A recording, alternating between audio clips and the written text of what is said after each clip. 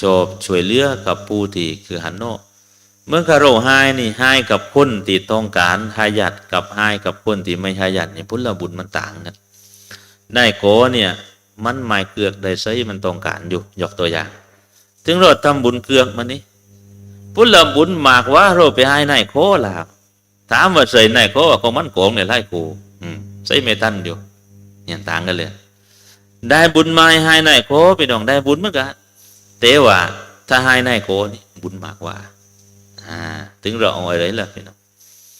ได้เป็นเลยจ้าไหนทำบุญเราก็ว่าเราว่าพนันเลยไหมจ๊ะจริงๆถ้าว่าเรื่องดุนยานั้นก็ว่าถ้าค่ายนำอย่างตรงนี้นี่ได้เพ่งว่าช่องบาทแล้วนั้นสมมติว่าเนี่ยถ้าค่ายตรงนู้นตัวว่าช่องบาทเอาแต่พวกเราขนไปนู้นกันไหมอันถ้าดุนยานั้นถ้าว่าเลือดสักบาทช่องบาทพี่น้องนะเราไปเลยเสือของก็เหมือนเลยแต่เราเสือหนำตาลหนำพึ่งหนำมันไอ้โน่นนี่นั่นนี่ไปตลาดดูนู้นทุกแต่เลยทุกว่าตั้งบาทช่องบาทอยู่เราไปเนี่ยแต่ว่าเรื่องอาเครัตนี่เหมือนกันถ้าเราทำบุญกับคนที่เขาหายัดนี้บุญมากว่ากับคนที่เขาไม่หายัด